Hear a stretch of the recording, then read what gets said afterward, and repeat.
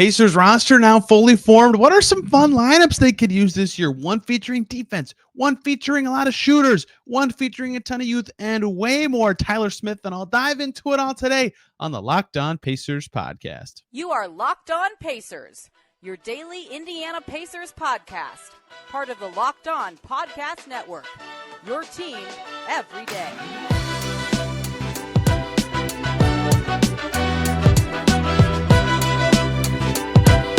Hey everybody, happy Monday and welcome into another edition of the Locked On Pacers podcast, where we, of course, talk about the Indiana Pacers. As always, my name's Tony East. I cover the team for Forbes and SI, and today we're diving into some lineups, looking at some five-man groups that could be fun or unique for the Pacers to deploy this year. That could give them an element of something fresh or different or just plain old fun, right? One of them, we dive into a good shooting group. One of them, full of defense, and plenty more.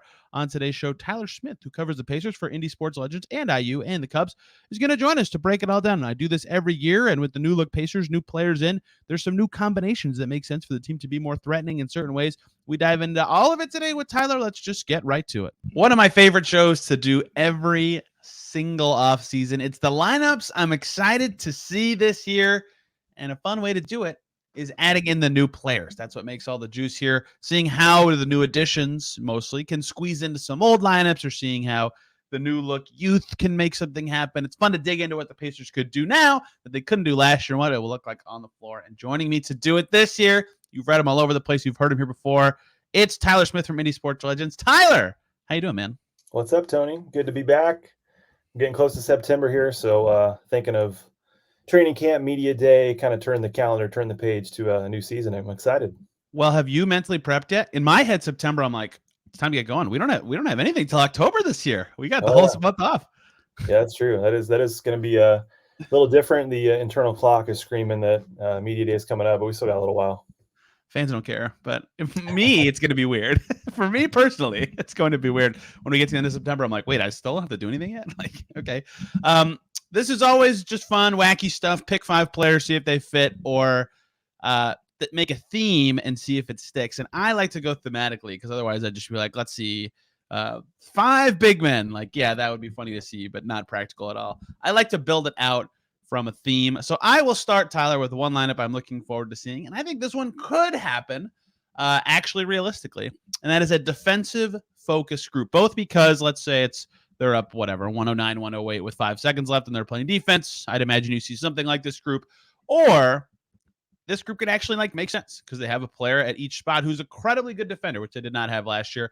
And that five-man lineup is Andrew Nembhard at the 1, Bruce Brown at the 2, Aaron Nesmith at the 3, Jarris Walker at the 4, and Miles Turner at the 5. Given how awful they were on defense last year and the year before, 30th from the All-Star break to the end of the season, both of the last 2 years defensively, having a five-man lineup with each player at their correct position, Jarris could be a poor defender. He's a rookie, but on paper could be plus defenders. That's the first time they've had that since Thad, Miles, Vic.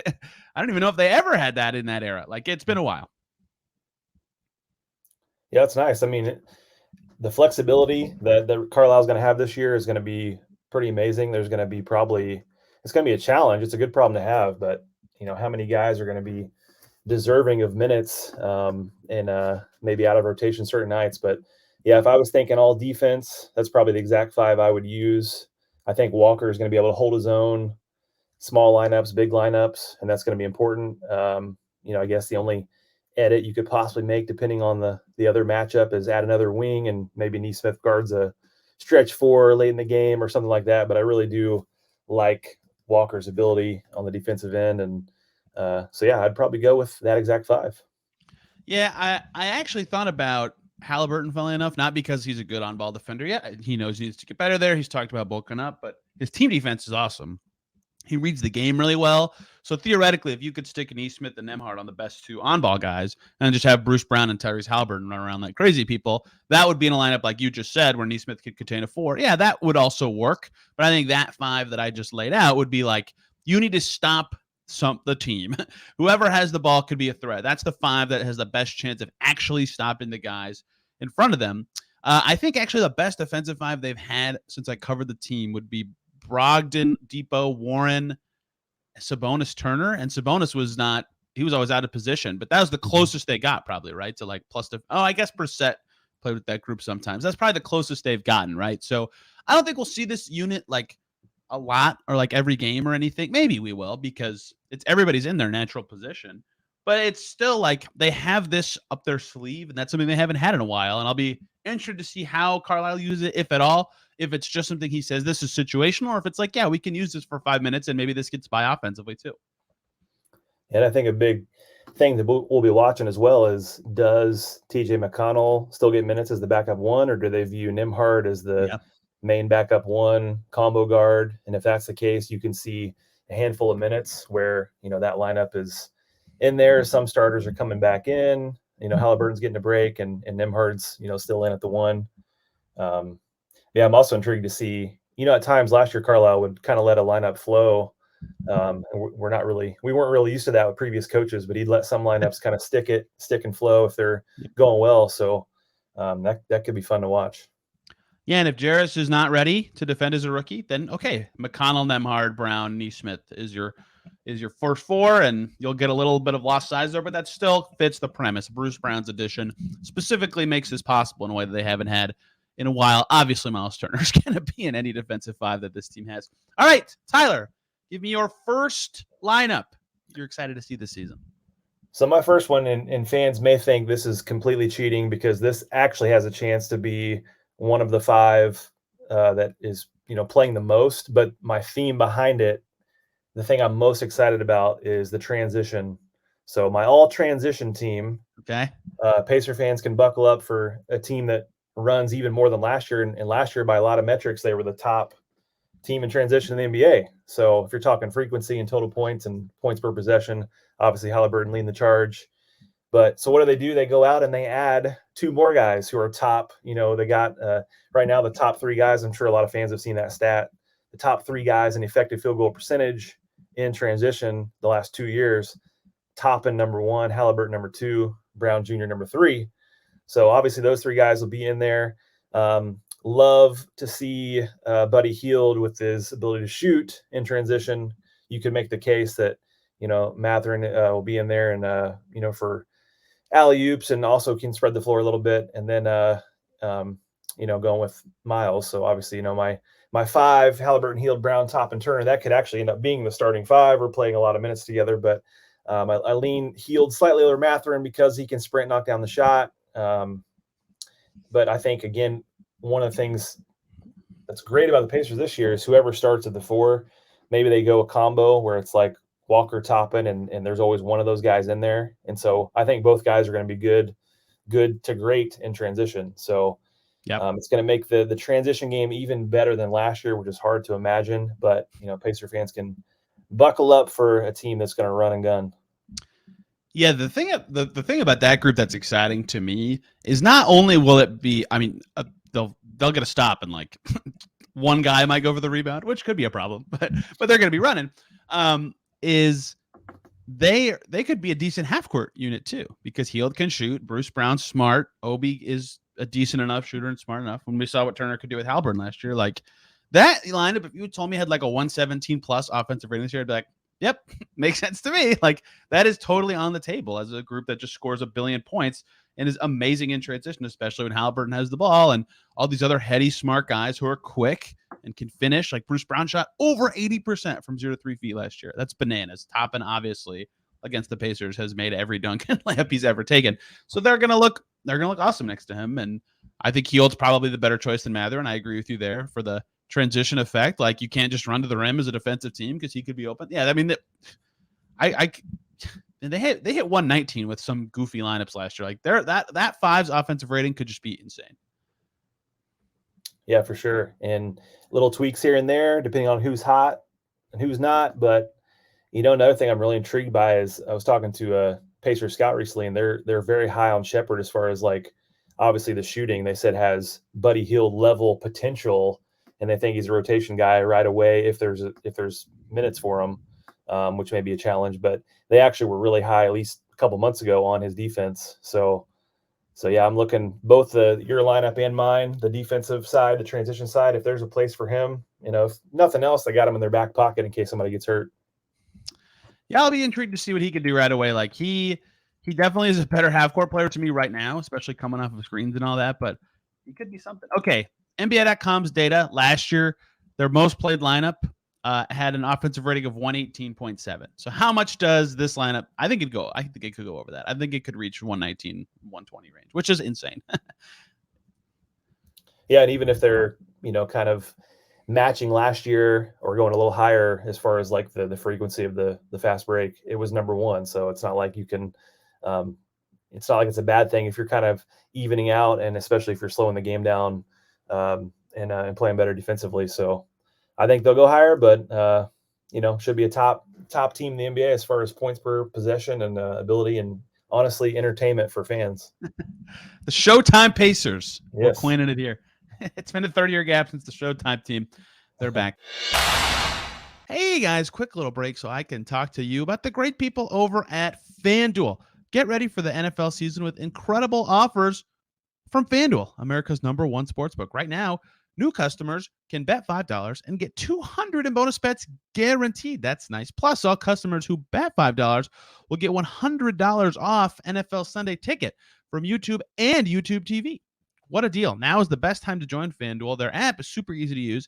You can bet on everything from spreads to player props and more, all on FanDuel. So visit FanDuel.com/lockdown and kick off the NFL season with an offer you don't want to miss. Remember, $200 in bonus bets and $100 off NFL Sunday Ticket. FanDuel, an official partner of the NFL.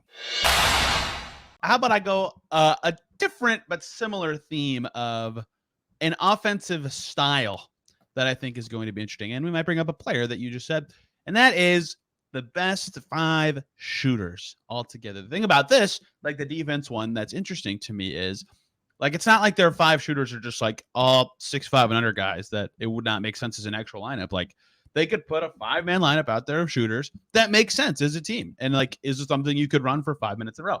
Tyrese Halliburton self-creates and shoots 40% from deep. Buddy Hield's one of the best shooters in the league. Jordan Nwora couldn't miss with the Pacers last year, shot over 42%. Turner hit 38%. I can't remember his exact percentage, something like that last year. And then Ben Shepherd, we just talked about, can shoot it. Obi Toppin was about at 35% last year. Like, they have ways to get lethal shooting 5s out there. So you could bump Nwora down to the 3 and Hield down to the 2 and kick Shepherd out and put Toppin in, or do what I just said, and then everybody's kind of at their natural spot, but you're sacrificing more on defense. Either way, that's 5 like good to very good shooters all in one lineup. And a lot of them can create it a little bit themselves with like a 1 or 2 dribble move. That is potentially very lethal, although I don't think that group would be the best on the defensive end of the floor. Yeah, I'd love to see it. How many times last year where there's a timeout, Pacers down 3, they got to have a 3 late. Didn't have the best results most of the time with that. I mean, that's a tough play from side out, trying, obviously the opposing team knows you need a 3, so they're switching everything. But the great thing too, and we've mentioned it, we'll probably mention it again, about how many guys on this roster can fill certain positions. You name 5, and I'm thinking of 2 or 3 other guys that could absolutely fit in the all shooting 5 for this team. So that's a luxury for Carlisle. I think, this year when you're talking about like how Carlisle is going to balance all these lineups, but specifically I was thinking of Nwora and Nesmith, for those guys, it may honestly come down to how their summers have looked, how much they've worked. They both are deserving of minutes, but, are they kind of in the crossfire with each other or some others in terms of playing time? But yeah, what a luxury to have 4 or 5 guys at a time, not just in today's NBA, but, really high percentages on the court at once. Yeah, Nembhard was a decent shooter last year. He didn't make it. We've seen stretches where Mathurin and Jalen Smith were good shooters. I don't know what they are yet. I think we have enough evidence to say Smith's probably not that guy that he was for that one stretch, but Mathurin only played 1 year. We don't know. Like, they could have legitimately several lineups. So you're like, oh, this group can shoot the F out of it. Here's just a number for you. They only had one. This is a lineup they had last year with Halliburton, who I have in this, Nwora, Hield, and Turner, all who I have in this. So basically without Toppin or Shepherd, the new guys. Instead, it had Nembhard in it. So that's probably their best 5 shooting lineup last year, right? Would you say so? Yeah, I think so. I guess McConnell technically because of his percentage, but he didn't take it up. Right. So that 5-man unit I just said, to repeat, it's Halliburton, Nembhard, Hield, Wara, Turner. They played 30 minutes together. We're talking a very small sample. That said, 75 points on 60 possessions. That's 125 offensive rating. Like, that's insane. And they have more shooters now. And some of those young guys could be even better. Now we're talking about a really small sample. But the funny thing is about that group, they didn't shoot that well. They were 7 for 22 from deep. That's 31.8%. They were awesome from two because they had so much spacing. They shot 68.6% on twos. So maybe Shepard's not there yet as a rookie, but Toppin certainly is as an inside the arc guy. Like, that group could just space out so well. And if they have Halbert in there, they could score from anywhere. They could just be insanely efficient on offense. And again, I don't think this is a 5-man unit you can run like 10, 15 minutes a game because we saw last year that a group like this probably can't defend very well. But man, if you need points in a hurry or you're down 8 late in a game, I think this group could do some damage. Yeah, it's going to be fun. I think some more, 132 to 128 finals. And yeah, I wonder how much the coaching staff, the analytics department or whatever, how much they're going to be looking at those kind of numbers. Those numbers definitely surprised me.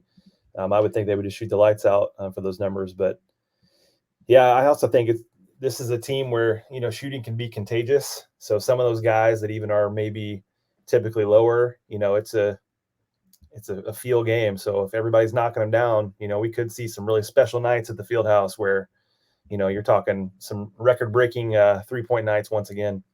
And Halliburton just makes them easier for everybody, right? So a lot of wide open threes. Yeah, what was my joke score for the defense lineup? A 109, 108 game. Yeah, it's going to be 119, 118.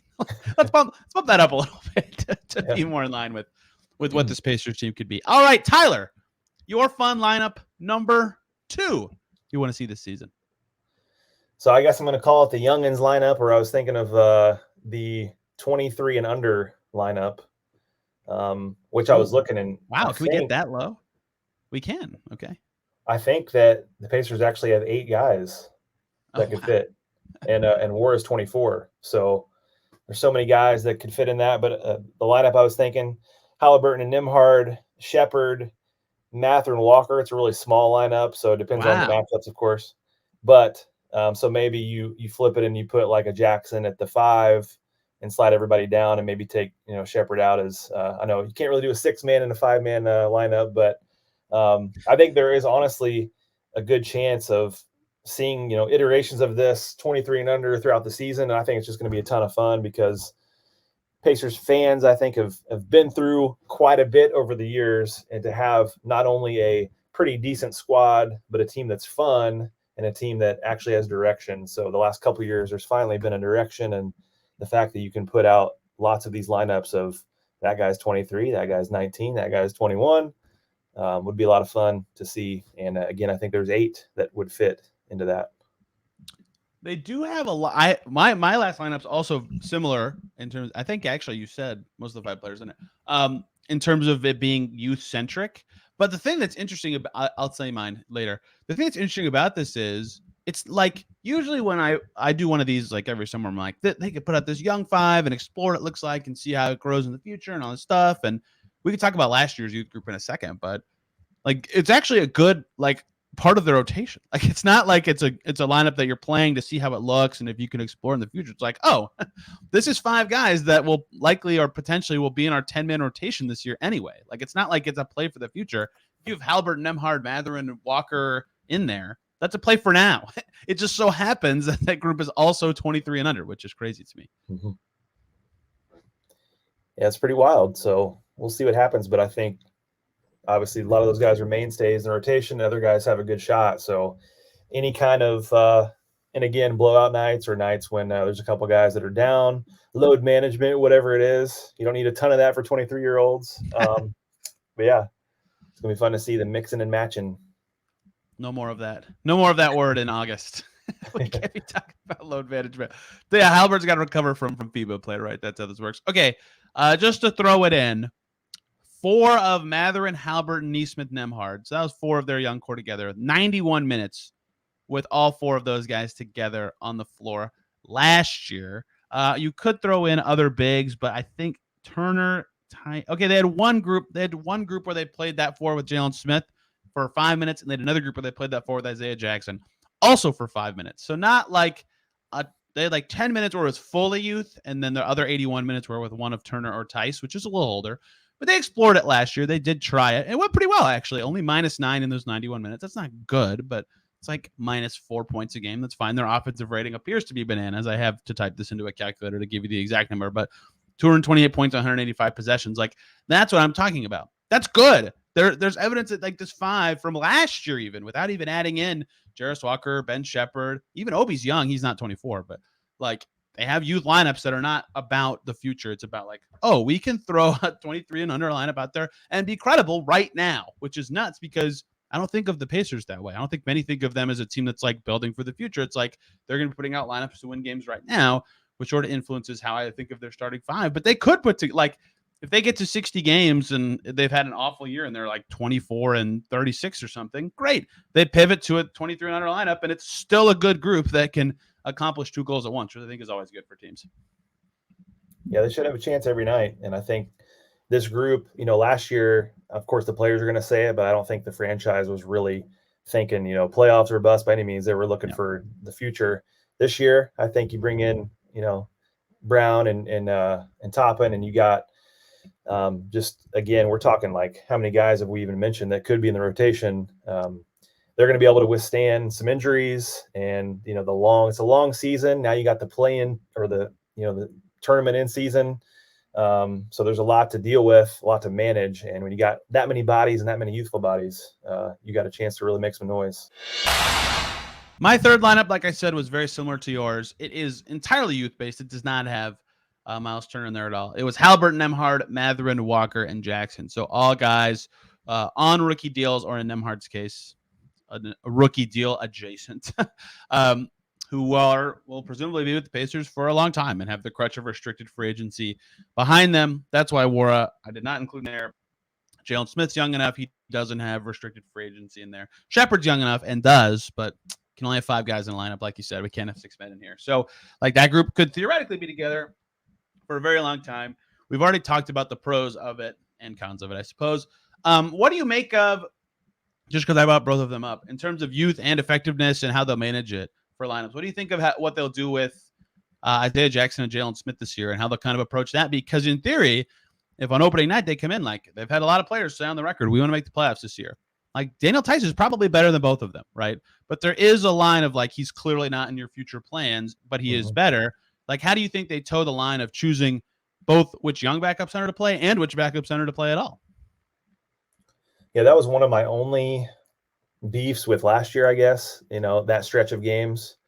Tice is playing. Actually, it wasn't just him playing. It was more the fact that Ijax and Smith, they were either both out or maybe one was getting some minutes.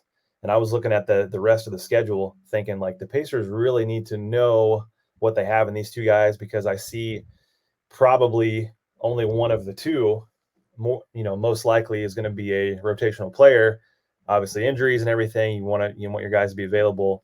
But I think more likely Jackson probably has the upper hand. So I've been trying to think of scenarios where, Smith would be in the rotation at the beginning of the year.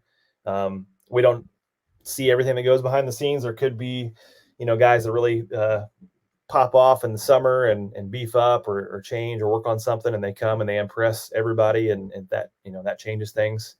The practice months there, but I don't know. I think Jackson probably, and then if he can stay on the court, he's got a good shot to be the backup 5. And I'd be surprised though if both have heavy minutes at least at the same time as far as in the rotation. Last year, and even before free agency this year, like part of what you could squint and talk about with them or think about is like they tried Jalen Smith at the 4, right? They started in there for a third of the season.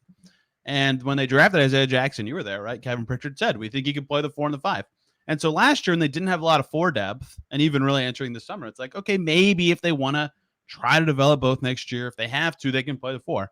And then Jordan Nwora was awesome, and they drafted Jarris Walker, and they they traded for Obi Toppin. And now those 4 minutes, boop, no, that's not happening. There's no way. There's just not room for it at all. Like Jordan Nwora might not play, and he was good for them last year and is young.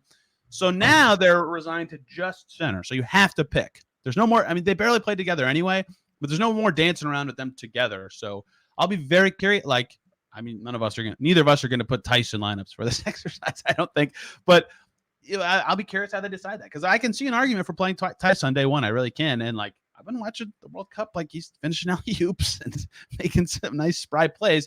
But at the same time, they are a younger team. They have to think about their future, and I think they should be playing one of the young bigs. The question is which one and what they value, because the transition team and the team that needs a switchy defender would say Isaiah Jackson, but Jalen Smith might be the team's best rebounder, and if that shooting returns from 2 years ago, he's definitely more valuable. So I'll be curious how they handle that. But that is not – we just had a similar lineup, so we had to talk about something else. Okay. That is something I'm curious about for the team this year. Yeah, that is interesting that last year that was, again, an issue I had towards the end of the year. This year, though, with the different goals, I think they want to make the playoffs. And so I would be kind of from the standpoint of, if Tice is healthy and looking better than the other two, the way they've kind of balanced out the rest of the roster, I wouldn't feel as bad if he's the backup five and playing well, because they're really trying to rack up wins, compared to the last, year and a half or so. So, yeah, I'd feel differently if he was getting minutes. Of course, I'd prefer the youth still, but, he's still around. So if he has a good offseason, is healthy, we'll see what happens. Would you like a mind-blowing stat before your last lineup? Yes. It's not even mind-blowing. That's a stretch. All right. We've had 285 minutes of overlap between Isaiah Jackson and Jalen Smith since they acquired Jalen Smith at the 2022 trade deadline. This isn't mind-blowing when I say it, but this surprised me. That is actually, they are plus 39 in those minutes. I would never have guessed the Pacers won those minutes. Like, they actually went okay. That surprised me. They didn't do it that much. Just not a thing that happened. Yeah. Interesting. That is. The most used lineup with both of them is 40 minutes. So we're not talking about like a big sample or anything, but they can't go to those as much anymore because of what they did this summer. All right, your last 5-man unit you're looking forward to seeing this season. Well, I was kind of torn between a couple things, making a prediction on who I think who will end up being the most efficient five, but that's not as fun probably. Okay. So we were talking beforehand about maybe the all fun lineup, and so you talked me into Ijax with the lob, so I'm going to go Ijax and Toppin. Mathurin, which I think a lot of people are going to just picture Mathurin how he was last year. I really think he's going to take a leap forward this year, and he was a pretty good player anyway. But if he takes a leap forward, he's a fun player, can get to the rim with the best of them. Halliburton, of course. And then for that fifth one, though, I'm really kind of torn. Another lob threat, another shooter. I really, enjoy the minutes of Halliburton and Nembhard, especially some of those games when Nembhard was kind of turned loose. Obviously some of those Halliburton wasn't there, but maybe I lean him. But I don't know. Maybe help me out on who the fifth one would be for the all fun lineup. Okay, a couple options. TJ McConnell for general silliness. I don't know if that's the exact brand of fun you're going for. Correct me if I'm wrong. I might be missing one. Aaron Nesmith probably had their best dunk of the season last year, right? That dunk against the Cavs. So like he's got some hops in there. Yeah. He's a good answer. Bruce Brown also is just fun. He plays really well and does a lot of fun things. So those are the three I'd probably choose to decide. Like to me, if you're gonna go all fun and like I'm thinking of highlights basically. So Ijax is in there, Toppin's in there, Halliburton's in there. I will say though, the field house is really electric, not just with the dunks, but when they're hitting a bunch of threes and going on. I'm gonna say Buddy might be an underrated sneaky pick. Gosh, like the whole team is a good pick. Basically, everybody who's not a rookie is like a decent pick for this exercise. It's nice for us to know that if some guys are out, that we're still going to the stadium with there's still going to be a fun, entertaining lineup possible in this game. You even put together a lineup that you're like, yawn, boring. Maybe you could. I think it'd be hard. Yeah, that's possible. I mean,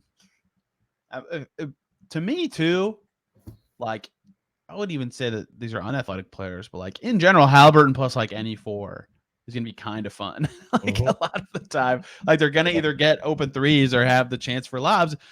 The thing that will make the Pacers really fun, just to kind of add to this theme, if they can just up their defense from 27th to like 21st, just get a few more stops every game to get into transition, that will not only make them better, which is fun, but let them play the fun style more often. So I kind of feel like I'm going with Bruce Brown because that would blend his highlight potential with his defense in a way that would bring that lineup together.